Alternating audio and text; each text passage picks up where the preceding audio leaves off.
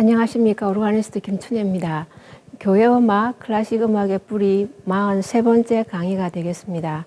그동안 바로크 시기의 교회 음악을 알아보고 있었는데요.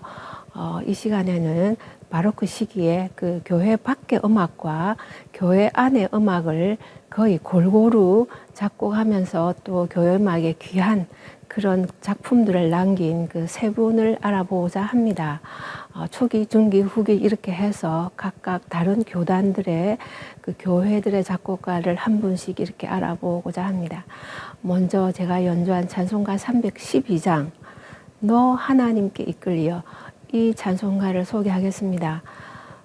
이 찬송가는 우리가 지금 바로크 시기에 특히 독일의 교회를 많이 얘기하고 있었는데요. 바로크 시기에 작시고 또 작곡입니다. 한 분이 작시하시고 곡도 쓰셨는데요. 1621년에 태어나서 1681년에 그러니까 60세를 사셨던 독일의 게오르그 노이마르크 있습니다. 이분은 그러니까 독일의 그 당시 유럽의 그 30년 전쟁 중에 태어나신 분이죠. 그러면서 이 젊은 그 생애 동안에 이 30년 전쟁을 아주 좀 치열하게 겪었던 분이라고 할 수 있겠습니다. 이분이 태어난 곳은 그 바하의 그 고향인 아이젠하우에서 약간 동쪽으로 있는 그 지역에서 태어났는데요. 거기서 태어나서 이제 공부하느라고 여기저기 도시를 옮겨 다니면서 그런 가운데 이제 굉장히 힘든 그런 시절들이 있었습니다. 18세부터 이제 그 학교를 찾아서 또 일을 하면서 공부를 하면서 이제 도시들을 옮겨 다녔는데요. 그 가운데에서 강도를 만난 적도 있고요. 또 이제 좀 안정이 됐는데 또 화재를 만나서 또 굉장히 그 힘든 가운데 본인이 가졌던 걸 다 잃으면서 어려운 과정들을 겪었던 그런 분이시기는 했습니다.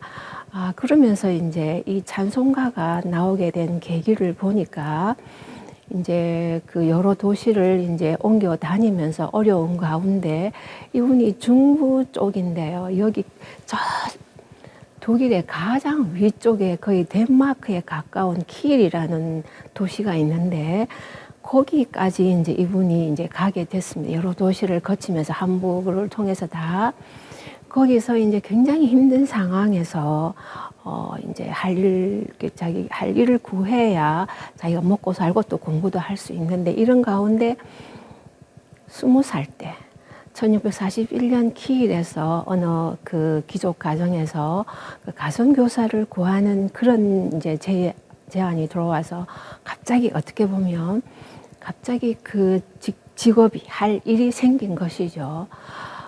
이런 그 상황에서 이분이 너무나 간절히 기다리던 그런 일이었기 때문에 너무나 감사해서 그동안 이분이 고생했던 것, 힘들었던 것을 생각하면서 그 감사의 찬송으로 이 시를 지었다고 합니다. 20세에 지은 것이죠. 1641년에. 그리고 이 찬송가는 이제 1657년에 처음 출판이 되었다고 합니다. 처음 출판될 때에도 이 찬송가의 그 가사에 그리고 이 찬송가의 제목은 그 가사를 그대로 반영했어요. Trust Lead 이렇게 해서 위안의 찬송가, Hymn of Consolation 영어로 그렇게 말하는데요. 위안의 찬송가라는 그런 곡 제목이 붙었다고 합니다. 노이마르크 이분은 이제 나중에는 30세 되면은 그 바이마르라는 지역에 바하가 한때 거기서 그 음악인으로 있었었는데요. 그 이전이죠. 노이마르크 이분은 30세 때 1651년에 이 바이마르 궁정의 궁정 시인이 되고 또 사서가 되면서 이제 안정적인 직장 가운데서 본인의 시도 쓰시고 작곡도 하셨다고 합니다. 평생 쓴 곡은 시는 한 34편 정도 되고요. 지금 현재 불리는 찬송가는 한 서너 장 된다고 합니다. 뛰어난 이 찬송시인데요. 가사는 조금 이따 알아보고 이 가사가 실제 우리가 부르기는 과정을 말씀해 드리면요. 독일에서 바로 우리 한국어가 번역이 아니고 이 많은 독일 코랄이 독일 찬송가가 영국으로 건너가게 되는데요. 그 인연이 바로 제가 지난번 강의에서 한번 언급한 적이 있는 캐서린 윙크워스라는 분입니다. 한 200년 후입니다. 1820년대에 태어나신 분이시니까 이분이 이제 독일에서 드레스덴에 살게 되는 그런 과정을 통해서 좋은 독일 찬송가를 다시 영국에 와서 그러니까 거의 한 400편에 되는 독일 찬송가를 번역했다고 합니다. 대단한 일이죠. 그러면서 이 찬송가가 실린 그 찬송 시집도 리라 게르마니카 이렇게 해서 굉장히 유명한 찬송 시집입니다. 그 독일 노래라는 뜻이 되겠죠. 그래서 이 시기에 그 영국의 1900년, 19세기 중반이죠. 1800년 이 모든 이 시기에 그 영국 자체의 좋은 찬송가도 쓰여지면서 또 독일의 좋은 찬송가가 많이 또 번역되면서 또 그 당시 또 닐이라는 분은 계시는데요. 그 시기에 또 이분은 라틴 찬송가와 그리스, 우리 교회의 오래된 역사 속에 있는 좋은 얼리죠. 초기 찬송가, 라틴 찬송가와 그리스어로 된 찬송가를 또 번역하시고 그래서 이 19세기 이 중반, 이 시기를 1800년 이 시기를 그 20세기의 그 교회 음악자 에릭 루틀리 이분은 진정한 그 영국의 찬송가가 제대로 발전한 때다 이렇게 평을 하고 있습니다. 자체적인 찬송시와 또 좋은 독일 찬송가 그리고 교회의 역사에 남은 좋은 라틴 그리스 찬송가를 번역해서 그 시대에 다 영국에서 이 많은 찬송가들이 꽃을 피웠으니까요. 이런 과정을 통해서 우리가 이 찬송가를 부르게 되는 것 같습니다. 이 찬송가의 곡조는 이분 노이마르크 이분의 성을 따서 노이마르크라고 곡조명이 되어 있고요. 이 곡은 선율은 아주 유명해서 바흐 칸타타에도 나타나고요. 멘델스존도 본인의 그 오라토리오 사울에도 이 선율을 사용하고 있습니다. 그러면서 사실 그 오르간 작품도 이 선율을 가지고 많이 작곡되어 있습니다. 이 가사를 조금 더 알아보겠는데요. 우리 찬송가에는 3절로 되어 있는데 이 게오르그 이분의 원시는 7절입니다. 그래서 이 총 7절 가운데 1절, 3절, 7절을 1절 우리는 1절, 2절, 3절 이렇게 되어 있고요. 빠진 가사가 2절, 4절, 5절, 6절 이렇게 빠져 있습니다. 이 가사의 내용을 자세히 보면 시편 55편 22절에 있는 그 말씀이었습니다. 많은 그 찬송시 학자들이 그렇게 또 이렇게 다 얘기를 하는데요. 그 시편이 어떤 시냐 하면 너의 모든 짐을 하나님께 내려놓거라. 내 염려를 다 맡기거라. 그렇게 그리고 걱정하지 말고 그러면 하나님께서 우리가 의인의 요동함을 영원히 허락하지 않으실 것이다. 이것이 바로 시편 55편 22절인데요. 바로 이 가사입니다. 이 성경 말씀을 1절에서 7절까지 쭉 이어가고 있는데요. 하나님께서 우리를 이끄시고 우리가 하나님이 이끄시도록 우리가 하나님을 의뢰하면 의탁하면 하나님께서 우리에게 힘주시고 바위같이 든든한 곳에 세우실 것이고 우리를 이끄실 것이다 하는 것이 1절이죠.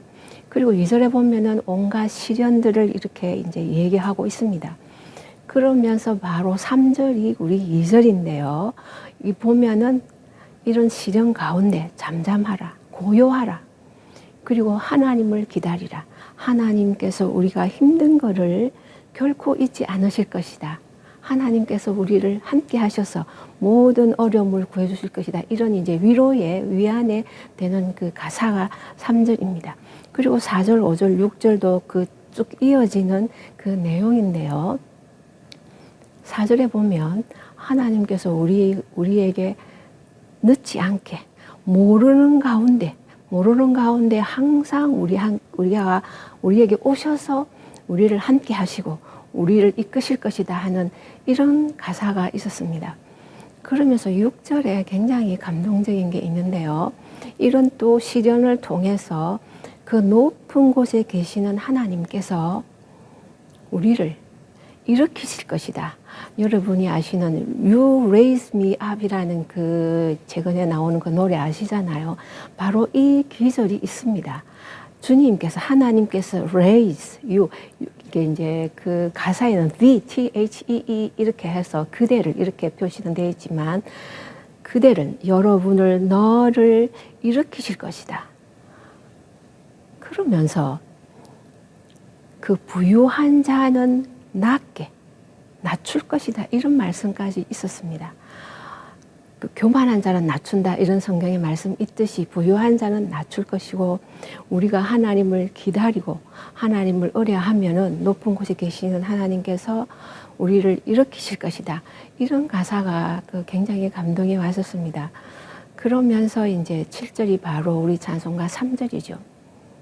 sing, 찬양하고 기도하고 우리의 의무를 다하고 우리 본분을 다하고 그리고 그의 말씀을 trust, 말씀을 의지하고 믿고 신뢰하고 그렇게 하면은 하나님께서 우리를 늘 우리와 함께 하셔서 모든 어려움에서 그 노이 마르크 이분이 그 당시 30년 전쟁 그리고 또 이분이 이 시를 썼을 때 20세 이때 굉장히 힘들었던 젊은 20세이긴 했지만 그 어려운 과정을 통해서 하나님께서 인도하시고 축복하시고 또 이끄신다는 것을 고백한 그 모든 결론이 이 3절에 그러니까 원시에는 7절에 있었습니다.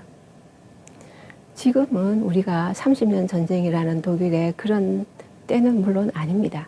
하지만 우리가 살아가는 가운데 여전히 많은 어려움과 또 어떻게 보면 많은 유혹들이 있다고 생각합니다. 이 가운데서 하나님께서 우리를 이끄시도록 우리가 하나님께 의탁하면 의뢰하면 10편 55편 22절에 나왔듯이 우리의 모든 짐을 하나님께 맡기면 그 짐을 대신 져 주시고 우리가 절대로 힘들지 않게 유혹에 빠지지 않게 어려움에 빠지지 않게 우리를 내버려 두시지 않으실 것이다 하는 이런 하나님의 약속의 말씀인데요. 우리가 예배 때 자주 드리는 그런 찬송가이면서도 평소에 여러분이 좋으실 때나 또 힘드실 때 이 찬송가가 바로 노이 마크의 그 고백이 되는 그런 찬송가가 됐으면 좋겠습니다. 너 하나님께 이끌리어 일평생 주님을 바라보고 그만 의지하라. 그러면 우리와 함께 하실 것이고 우리를 이끄실 것이다. 여러분에게 귀한 고백의 찬송이 되시길 바라겠습니다. 찬송가 다시 한번 들어보시겠습니다.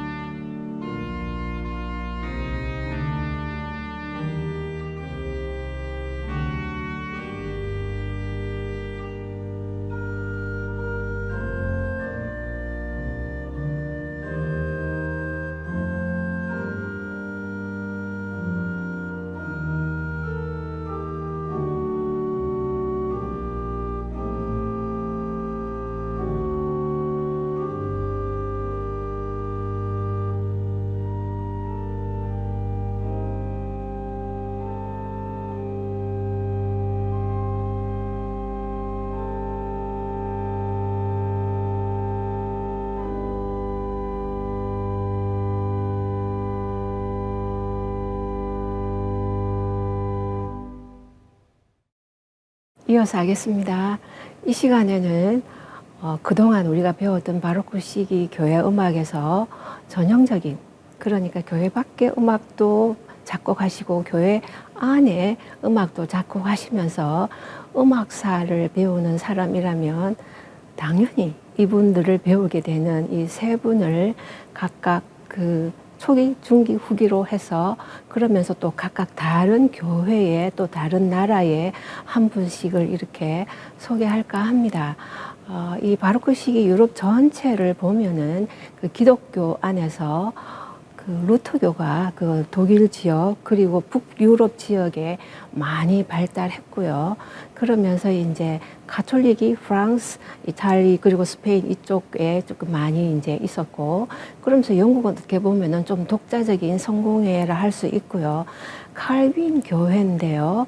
칼빈 교회는 그 물론 스위스 그 다음에 네덜란드에도 아주 강한 그런 칼빈 교회가 있긴 있었지만 그 실제적으로 그 교회 음악이 아시겠지만 그 전문적인 예술성이 있는 기악 연주라든가 성가대 합창이라든가 이런 것들을 한동안은 안 했기 때문에 회중 찬송가만 있기 때문에 교회 음악 작곡가를 논하기가 당시에는 상당히 어려운 편입니다. 그래서 오늘은 그 독일의 그 루터 교회의 그 아주 초기지만 대표적인 작곡가, 또 영국의 그 중간에 있는 그 대표적인 작곡가, 또 프랑스의 가톨릭의 대표적인 작곡가를 알아보겠습니다. 하이니크 슈츠인데요. 이분은 1585년에, 그러니까 바흐가 1685년에 태어났으니까요. 그 100년 전에 태어난 그 독일의 작곡가인데요. 바흐 이전에 가장 뛰어난 작곡가라고 얘기를 합니다. 누구나 배우는 그런 하이니크 슈츠인데요. 이분도 이제 그 상당한 교회 곡들이 많고 또 교회 밖의 곡들도 많습니다. 이분은 그야말로 아주 초기이기 때문에 르네상스 음악적인 스타일과 그 다음에 바로크 초기의 그런 스타일을 다 가지고 있다고 할 수 있는데요. 르네상스에 더 가깝다 이런 느낌도 들기도 합니다. 그러면서 교회 밖의 곡들을 보면 상당히 이탈리안적인 그런 것도 있는데요. 그 이유가 이분이 그 베니스에 가서 그 가브리엘리에게 한 3년 동안 음악을 공부했었습니다. 아주 대단한 제자였는데요. 그래서 그 베니치안 악바가 화려하고 극적이고 장엄하지 않습니까? 악기도 사용하는. 그래서 그 영향으로 이분도 교회 곡도 그렇고 교회 밖의 곡도 그렇고 기악들을 화려하게 사용하기도 합니다. 그렇지만 교회 음악에서는 기악 반주도 있고 또 없는 것도 있는데요. 이분이 이제 그 독일에서 이제 또 공부하시고 또 이탈리아에서 또 공부를 하시고 나중에 이분이 오랫동안 거의 평생을 한 57년이라고 얘기하는데요. 드레스덴에 이제 그 뭐라 그러나 궁정에 있는 그 궁정 음악인 그리고 궁정에 있는 채플 그 음악장으로서 거의 50년 이상을 사시면서 안정적인 아주 안정적인 그 환경 속에서 많은 작곡을 할 수 있었다고 합니다. 이분의 그 곡의 스타일은 상당히 그 극적인 면 그런 있는 반면에 또 교회 음악 쪽으로 들어오면 상당히 단순하기도 합니다. 그 어떤 가운데는 악기 없이 무반주로도 있고요. 그래서 이분의 곡을 하나를 소개하면 이분이 87세에 이제 돌아가셨는데요. 81세죠. 그러니까 그전에는 다양한 곡들을 구사하고 뛰어난 작품들을 많이 만들었고요. 그러면서 81세에 작곡한 마태 순환곡이 있는데요. 물론 이분의 또 다른 순환곡 그리고 십자가상의 7마디의 말씀 예수님의 그런 오라토리도 있긴 있습니다만은 마태 순환곡은 아주 독특합니다. 그 지금까지 했던 스타일에서 조금 뒤로 확 물러서서 오히려 어떻게 보면은 르네상스에 더 가깝게, 그러니까 이분의 시기가 뒤로 훨씬 왔음에도 불구하고 오히려 더 뒤로 갔든 앞으로 가는 것이 아니라 뒤로 가서 스타일적으로는 르네상스에 가깝게 무반주로 하면서 그레고리안 챈트처럼 어떤 면에서는 챈트 같고 어떤 면에서는 서창 레치타티브 스타일 같이 해서 많은 그 마태복음에 의한 그 예수님의 순환 기록이죠. 그 성경 귀절을 잘 전달하고 있습니다. 그러면서 한 사람이 나올 때는 항상 이렇게 레지타티브 스타일 혹은 그레고리안 챈트처럼 이렇게 읊조리다가 2명 이상 아니면 대중 이런 사람들이 나오는 그 성경 말씀이 되면 무반주 합창을 사용하고 있습니다. 어떻게 보면 극적일 수도 있지만 그 안에 그 사색과 묵상과 순환을 많이 기억하게 했는데요. 실제로 슈츠가 이 곡을 그 순환 기간에 연주했다고 합니다. 그 수요일에 그 연주했다고 하는데요. 순환 주일에 이제 이 연주를 이렇게 하면서 그 사람들의 그 이때까지 했던 음악적인 스타일과 이분의 새로운 뒤로 돌아가서 교회 음악의 예전의 모습을 다시 재현하려고 했던 이런 그 곡에 있어서 상당한 감동을 이렇게 받은 곡이기 때문에 여러분께 소개합니다. 2번째 소개할 분은 바로 영국 분인데요. 성공회죠. 영국의 바로크의 천재 작곡가라고 얘기를 합니다. 헨리 퍼셀입니다. 이분은 좀 빨리 돌아가셨습니다. 36세에 돌아가셔서 그 모차르트처럼 그 천재가 이렇게 빨리 돌아가시는 아까운 슈베르트나 모차르트 많은 분이 이제 종종 이렇게 천재들 돌아가시긴 했는데요.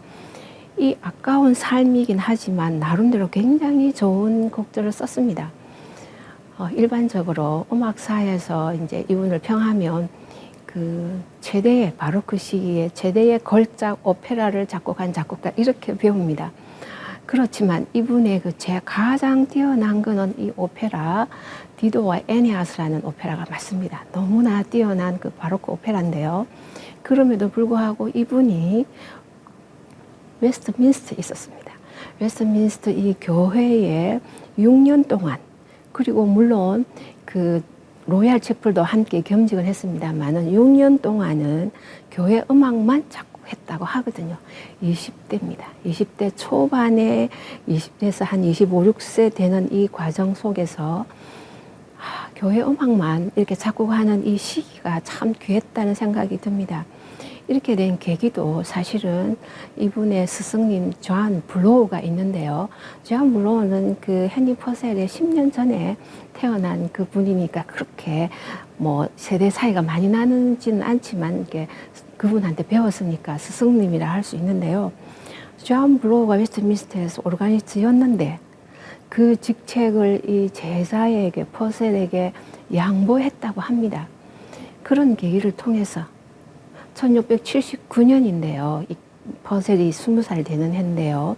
이 79년에 이분이 웨스트민스터 오르가니스트 스승님을 이어서 오르가니스트를 되면서 6년 동안 바로 이 황금기 교회 음악만 그 이전에 썼던 교회 밖의 음악 그 이후에 썼던 교회 음악 교회 밖에 있는 그 음악이 아니라 교회만을 위해서 작곡했다고 합니다. 이런 귀한 그런 시간을 통해서 헨리 퍼셀의 많은 그 앤썸이죠. 여러분이 영국 그 성공의 그 강의를 통해서 풀 앤텀, verse 앤텀을 배웠는데요. 솔로가 들어오는 verse 앤텀, 전체로 합창만 가는 풀 앤텀 배우셨는데요. 많은 앤텀들이 나옵니다. 그러면서 또 우리가 다른 작곡가를 하면서 funeral sentence라는 그 장례 그 음악 그 모음곡이 있는데 이것도 이분이 써서 지금 현재 교회 음악 안에는 funeral sentence가 아주 유명하고요. 또 많은 앤썸들이 유명합니다. 그 앤썸들 중에 제가 들어보니까 그 아주 오케스트라적으로 화려한 곡도 있고 가사에 따라서 무반주도 많았었습니다. 그래서 테데움 같은 이 아주 긴 가사이긴 하지만 그 앤텀 스타일로 되어 있는 테데움은 하나님을 찬양한다. 굉장히 밝으니까 트럼펫이나 앙상블이 굉장히 화려하게 나오고요. 유빌라테 데오 하나님을 즐거워하고 기뻐한다는 이것도 굉장히 그 대단한 그런 악기들을 통해서 반주와 합창이 물론 소규모 그 당시는 합창이 대규모가 아니기 때문에 앙상블 수준의 그런 앤썸이긴 했는데요. 그렇지만 나의 기도를 들어주소서 여호와여 나의 죄를 기억하지 마소서 하는 이런 그 다른 가사의 묵상의 가사에서는 무반주로 너무나 아름다운 그런 앤썸이었습니다. 여러분도 기회 되시면 퓨너럴 센텐스와 유빌라토 데오 테데움 리조이스 하나님을 즐거워하라 하는 그런 거 그러면서 나의 기도를 들어주소서 이걸 한번 들어보시면 참 좋을 것 같습니다. 성공회 영국의 가장 뛰어난 작곡가였습니다. 이분이 빨리 돌아가시고 그리고는 좀 더 지나서 핸델이 영국에 이제 귀화하죠. 와서 결국 영국인으로 귀화해서 영국에 많은 음악을 남기기는 했는데요. 영국인으로서는 이 퍼셀이 정말 뛰어난 천재 작곡가로 그 이후에 엘가 여러분이 아시는 그 엘가가 나오기 전까지는 거의 정말 진정한 영국의 좋은 작곡가가 없다라고 이렇게 영국이 할 정도로 정말 아깝고 뛰어난 그런 작곡가였습니다. 그러면서 그 약간 이제 후기로 물론 이 헨리 퍼셀보다는 약간 10년 후밖에는 안 됩니다. 1668년에 태어났지만 그 대신에 1733년까지 그 바로크 후기까지라고 할 수 있는 그 시기를 사셨던 그 프랑스의 프랑스와 쿠프랭입니다. 이 쿠프랭은 정말 또 뛰어난 작곡가입니다. 프랑스에서 이 시기에 대표적인 작곡가 이러면 이분을 이름을 하거든요. 이분의 가게는 굉장히 좋은 음악 가게였습니다. 바 가게도 뛰어난 음악 가게였듯이 이분도 좋은 가게였고 아버님이 그 파리의 생제르베 성당의 오르가니스트였습니다. 교회 음악인이고 그분의 그 숙부가 아주 그 뛰어난 분이었는데 루이 쿠프랭인데요. 이분이 또 빨리 돌아가시는 바람에 35세로 돌아가셨는데요. 이분도 생제르베 오르가니스트이기는 했는데요. 이분이 아마 오래 사셨으면 프랑스와 쿠프랭보다 더 뛰어난 작곡가일 수도 있겠다 이렇게 평을 하는 사람도 있습니다만 아깝게 이분은 일찍 돌아가셨고 이제 프랑스와 쿠프랭이 나름대로 오래 사시면서 프랑스의 가톨릭 음악을 이렇게 나름대로 물론 궁정 음악인도 하시면서 교회 음악을 작곡하신 대표적인 교회 작곡가로 할 수 있습니다. 그래서 많은 쿠프랭 그 음악가들 중에서 이 프랑스와 쿠프랭이 제일 뛰어나다. 그래서 그랑드 쿠프랭 이렇게도 얘기를 합니다.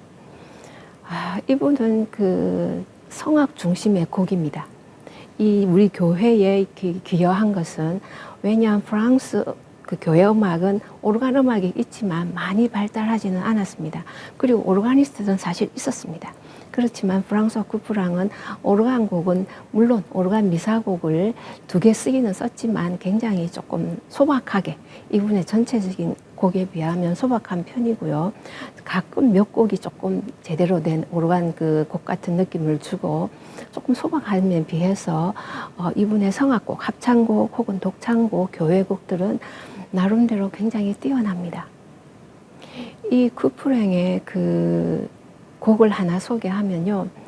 레숑 데 테네브레라는 곡인데요.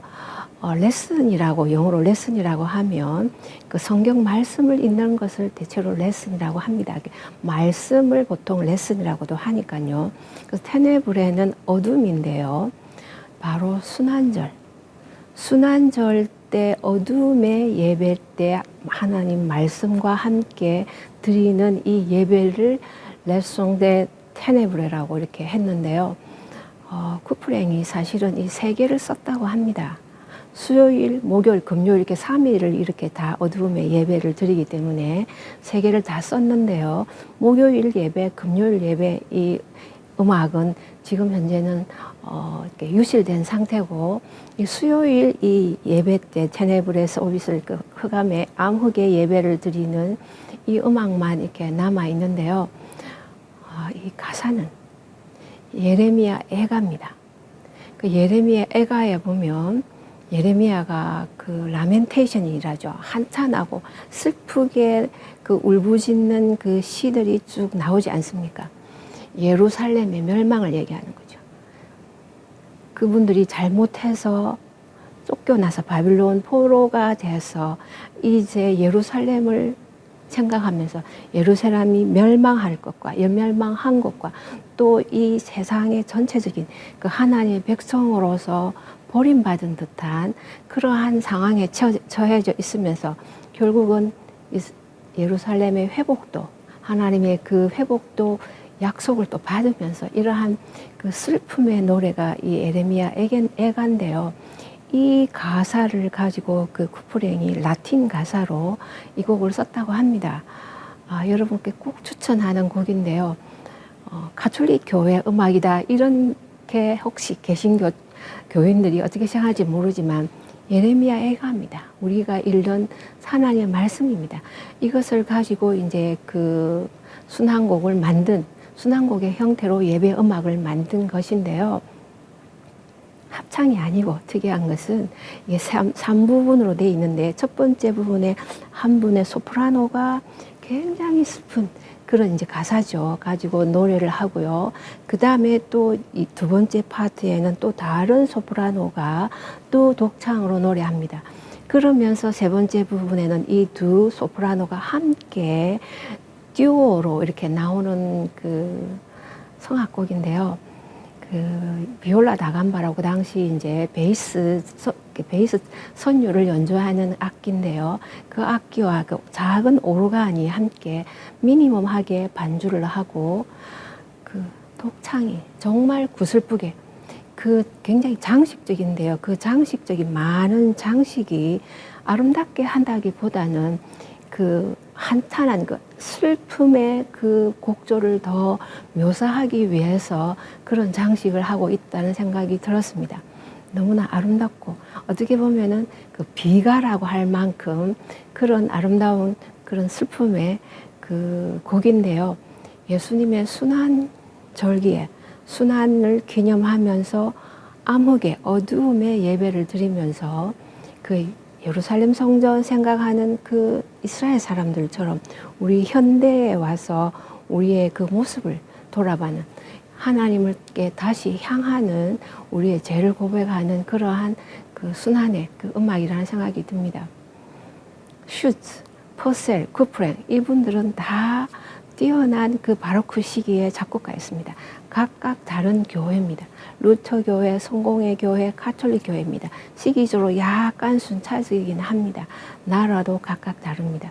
그렇지만 굉장히 뛰어난 그 대표적인 그 음악 작곡가로서 그 바로크 시기에 교회 밖의 음악과 교회 안의 음악이 거의 대등하게 양과 질이 되었다는 그런 면에서 이 세 분은 대표적인 사람이라고 할 수 있습니다. 어떤 면에서는 쿠프랭 같은 경우는 교회 밖의 음악이 더 많습니다. 기악곡이 굉장히 많으니까요.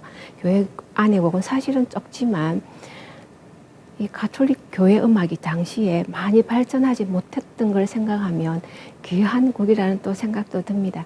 하지만 퍼셀의 이 좋은 곡들, 물론 퍼셀은 오페라나 다른 극음악들을 훨씬 더 많이 작곡하기는 했습니다만 그러나 워낙 그 뛰어난 교회 작품이고 대표적인 작품이라는 면에서 슈츠도 마찬가지고요.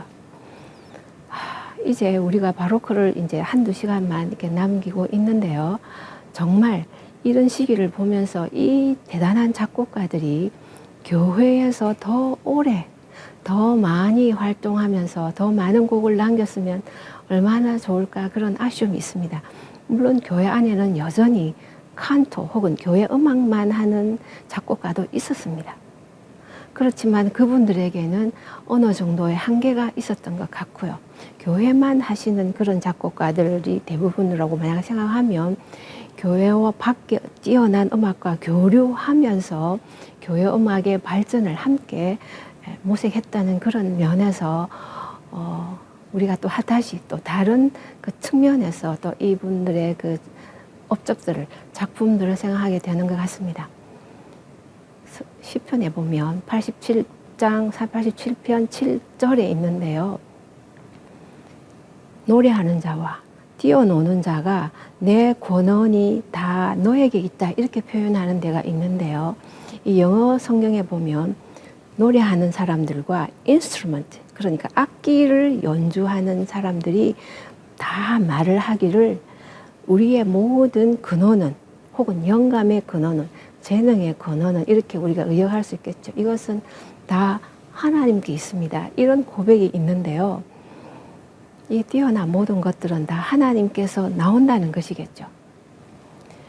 우리의 지금의 교회 음악도 이런 근원을 생각하면서 예전에 좋은 작곡가들을 생각하면서 그 근원을 추적하는, 하나님께 의뢰하는, 그래서 더 좋은 음악, 더 좋은 그 영감들이 이 음악들을 통해서 더 많이 작곡되면 좋겠다 싶습니다. 또 다음 시간에 또 더 교회 음악을 알아보도록 하겠습니다. 안녕히 계십시오.